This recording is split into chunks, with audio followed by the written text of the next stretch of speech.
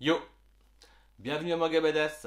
Alors cette vidéo va se consacrer aux mangaka portés disparus ou presque. Donc nous avons Takashi Amori, âgé de 48 ans à l'heure actuelle, dessinateur de Noritaka, pas scénariste, uniquement dessinateur. Alors le scénariste est Hideo Murata. Noritaka a été fait entre 91 et 94 avec 18 tomes à son actif. La dernière parution française a été Katsuo. Il a été édité entre 97 et 99 en 10 tomes.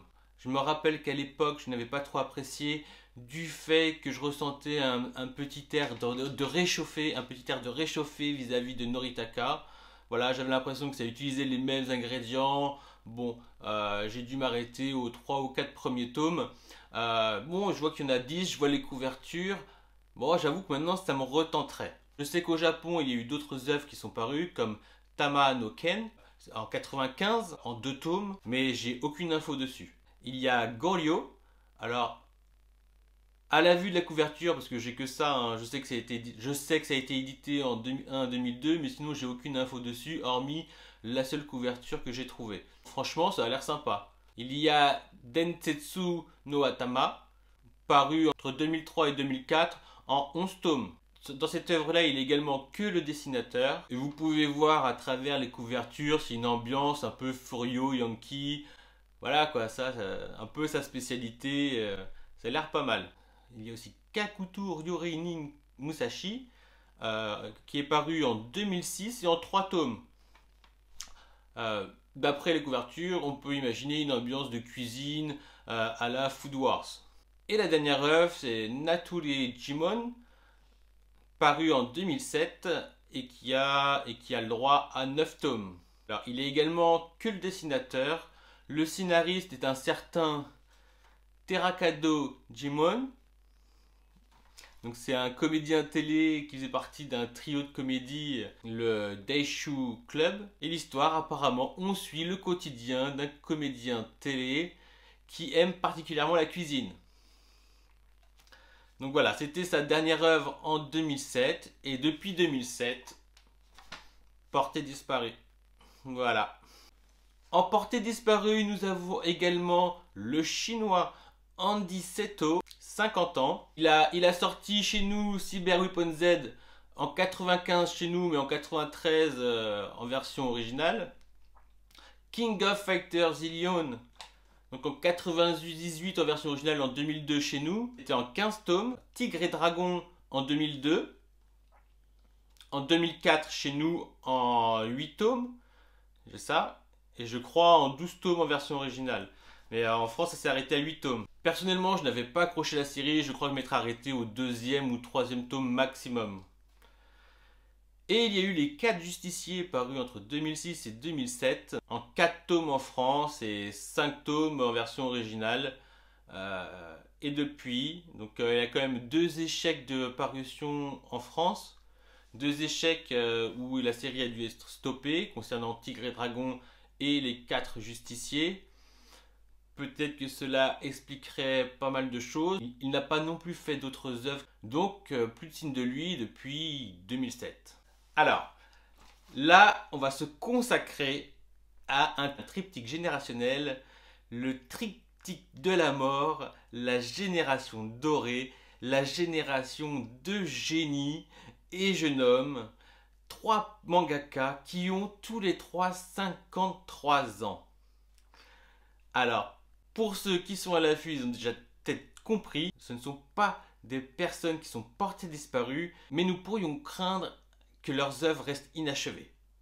Je parle de Yoshihiro Togashi, l'auteur de Yu Yu Hakusho, qui est paru entre 90 et 94 en 18 tomes, de Level E 95-97 en 3 tomes, et principalement de Hunter x Hunter, qui a commencé la parution en 98 et qui est toujours en cours, avec de nombreux arrêts, en 36 tomes à l'heure actuelle.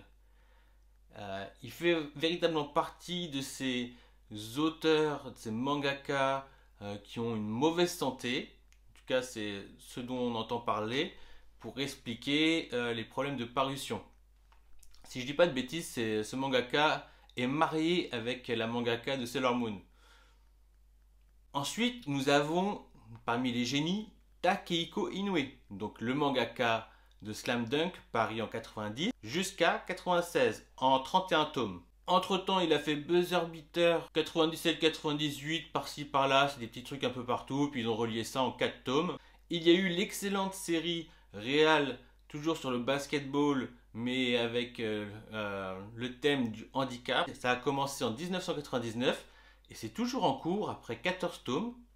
Et nous arrivons sur sa dernière œuvre, Vagabond, pareil, qui a été commencé en 1999 et qui est toujours en cours après 37 tomes. Alors là, je ne sais pas quoi vous dire. Moi, personnellement, je pense que il s'est perdu dans l'histoire. Ou alors il s'est perdu dans les dialogues. Je veux dire qu'il est parti tellement loin dans cette œuvre, il a tellement donné beaucoup de lui, il est tellement allé dans un haut niveau spirituel ou de sagesse, je ne sais pas quoi vous dire, ou peut-être que lui en tant qu'homme, il se sent pas encore au niveau de son héros principal, ou du moins peut-être qu'il attend d'être à un certain niveau pour que son héros principal l'atteigne également. Je ne sais pas quoi vous dire. En tout cas, ça fait bien plusieurs années qu'il est au tome 37. Si je dis pas de bêtises, c'est depuis 2015 qu'on n'a pas signe de vie de Vagabond. Mais il n'est pas mort, hein, parce qu'on a encore il n'est pas en inactivité. On entend encore parler Takehiko Inoue, il fait pas mal de artbook. Il avait commencé en 1997 avec Slam Dunk, les premières illustrations. Ensuite, en 2006, il avait fait Water, très bel ouvrage avec de la peinture à l'eau, ouais, oui, de la peinture à l'eau, en mode peinture à l'eau, très beau. D'autres qui ont suivi 2006 et autres sur le thème de Vagabond, avec l'ancrage en noir et blanc.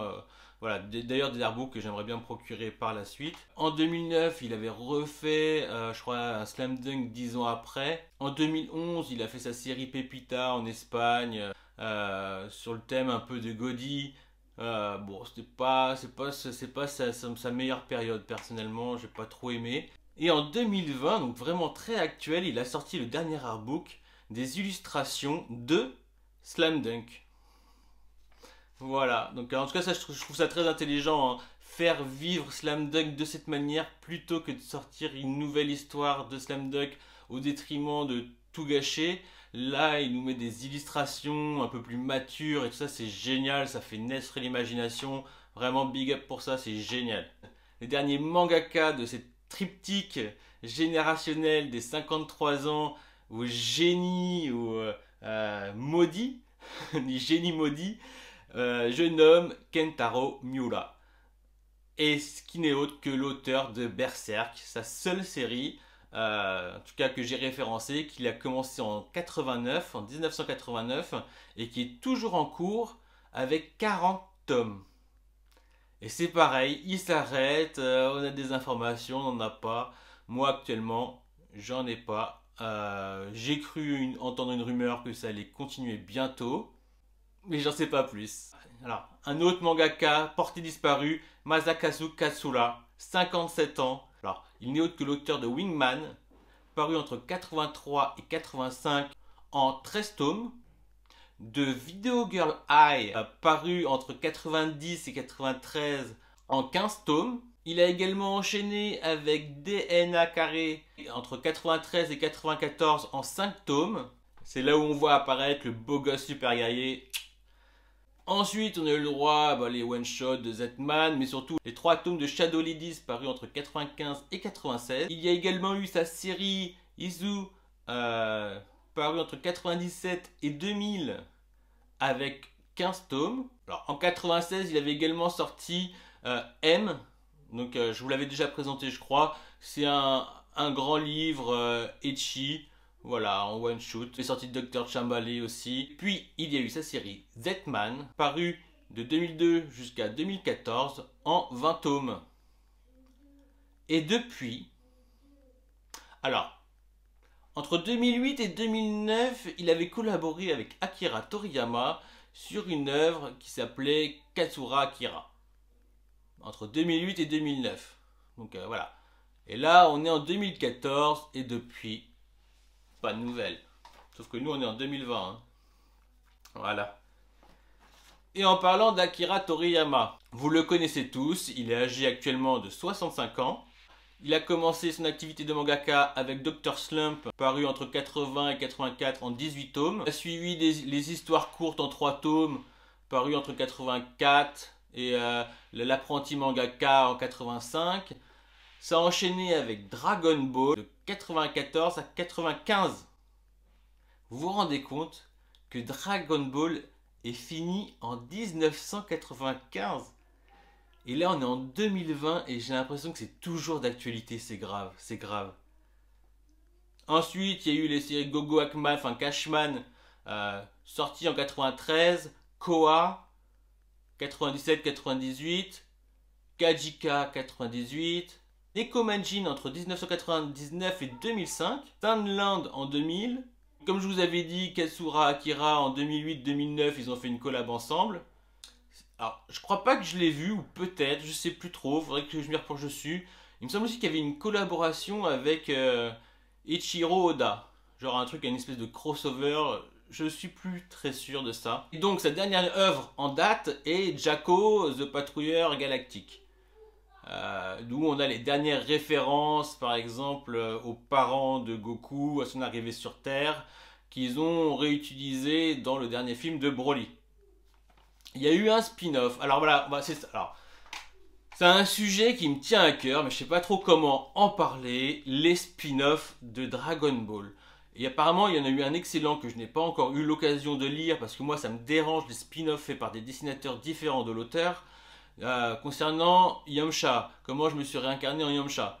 Et j'en ai entendu du bien, ça a l'air d'être une très bonne idée. Et je me dis, mais bordel de merde, qu'est-ce que vous attendez? Qu'est-ce que Akira Toriyama attend pour nous faire des spin-offs de ouf, quoi? Entre Boo et, et la réincarnation de Boo, il se passe tellement de choses, les personnages grandissent, évoluent, Krillin a des cheveux et de la moustache, Goten et Trunks grandissent, deviennent ados, pensent plus aux meufs et autre chose, elles sont peut-être même leur voix c'est peut-être même séparé, j'en sais rien, il y a tellement de choses à faire, surtout un truc sur Goten, putain faites-nous un truc sur Goten, un truc génial, avec de l'humour, génial quoi, Tenshin Han, faites-nous un truc sur Tenshin Han et Lunch, enfin voilà, il y a tellement de choses à faire, s'il vous plaît, faites-nous des spins. Akira Toriyama, fais-nous les spin-offs de tous tes super personnages, de tous ces personnages qui agrémentent le monde de Dragon Ball.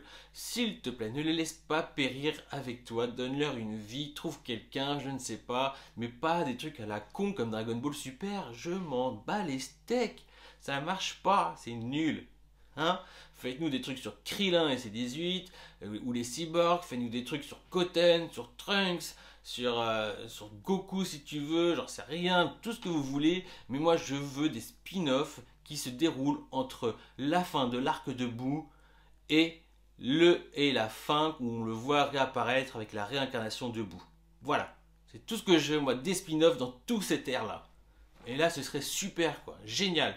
Donc Akira Toriyama à 65 ans, il est porté disparu car on n'a plus de nouvelles de lui depuis 2013. Je ne vous parle pas de ces histoires de Dragon Ball Super où il a sûrement accepté un peu d'argent pour dire oui, mais en soi il est en rien là-dedans, j'en suis sûr et certain, et si j'ai tort, et bah tant pis. Pour moi, cette dernière œuvre est Jaco, le patrouilleur galactique. Et j'attends d'autres trucs ou des histoires dans le même monde avec des ingrédients qu'on puisse réintégrer au fur et à mesure dans Dragon Ball comme il l'a fait dans Jaco et le Patrouilleur Galactique. Ça c'était génial. Ouh. Ouais voilà pour Akira Toriyama. Putain, vous vous rendez compte quoi, la fin de Dragon Ball c'était en 95. Ça c'est dingue. Et petit aparté, je voudrais m'arrêter sur la scénariste Yumi Ota, celle qui a scénarisé Hikaru no Go, dont vous connaissez très bien le dessinateur qui a fait ses armes, Takeshi Obata, que vous retrouvez dans Death Note, Bakuman, etc., etc. Cette jeune fille a 62 ans et elle n'a fait que ça. Aucune nouvelle d'elle, aucune nouvelle. Elle nous a fait un scénario shonen du tonnerre et il n'y a pas de nouvelles d'elle. Alors, c'est un scénario dont on parle, hein. Alors, je ne sais pas si c'est aussi fatigant qu'être mangaka, qu'être dessinateur, je n'en sais rien. Mais c'est quand même dommage de ne pas avoir eu d'autres œuvres que La mère d'Hikaru no Go. Alors je sais qu'à l'époque, elle a loué les services du dessinateur Takeshi Obata et du cinquième dan Yukari Umezawa pour superviser les parties de Go dans sa série. Ah, voilà, dommage. Donc encore une portée disparue. Comme vous pouvez le constater, ils sont tous assez âgés. Je devine que le métier de mangaka, que ce soit en tant que dessinateur ou auteur ou scénariste, puisse être très compliqué, éreintant. Et parfois, ils peuvent être victimes de... ils ont leur succès, puis des fois, ils peuvent être victimes d'échecs. Enfin voilà. Moi, je vous ai présenté des mangaka qui me tenaient à cœur, qui font partie de ma mangatech. Il y en a certainement d'autres auxquels vous pensez. D'ailleurs, je serais curieux de les connaître. Ceux qui sont perdus de vue, qui avaient des séries et des œuvres qui marchaient très bien ou qui se sont arrêtés après le succès d'une œuvre et qu'on aimerait retrouver. Donc, si vous, il y en a d'autres qui vous viennent en tête, n'hésitez pas à m'en faire part sur les commentaires. Moi, je m'arrête là. Je vous dis à bientôt. Prenez soin de vous, abonnez-vous et ciao!